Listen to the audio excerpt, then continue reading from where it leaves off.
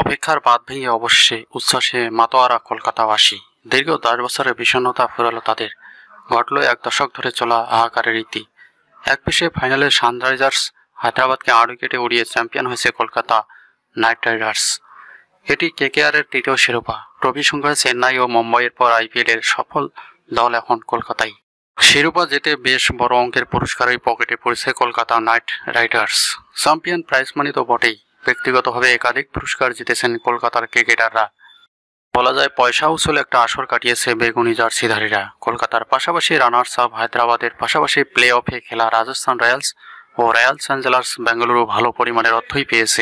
ভারতের সংবাদ মাধ্যম হিন্দুস্তান টাইমস বলেছে, এবছর আইপিএলে অংশ নেওয়া 10 দলের জন্য মোট অংশগ্রহণ ফি বরাদ্দ ছিল 46.5 কোটি ভারতীয় রুপি।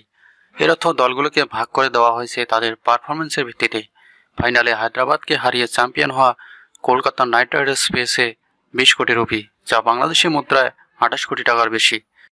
আর রানার্স আপ দল পেয়েছে 12.5 কোটি রুপি। 2023 সালের আইপিএলও একই প্রাইস মানি ছিল।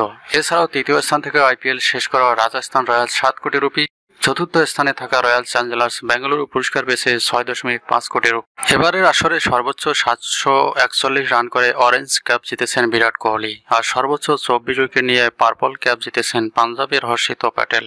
আগামী মৌসুম পর্যন্ত ক্যাপ দুটির মালিক তারা।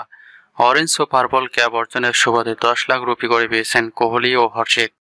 এবারের আইপিএল সেরার পুরস্কার জিতেছেন সুনীল নারিন। একই সাথে তিনি ফ্যান্টাসি 11 বেস্ট প্লেয়ার অ্যাওয়ার্ড পেয়েছেন। 2 পুরস্কারের সুবাদে নারিন পেয়েছেন মোট 20 লাখ রুপি। এবারের আসরে 488 রানের পাশাপাশি 17 উইকেট নেন নারিন। তাছাড়া ফাইনাল ম্যাচ সেরার পুরস্কার জেতা মিচেল স্টার্ক পান 6 লাখ রুপি পুরস্কার।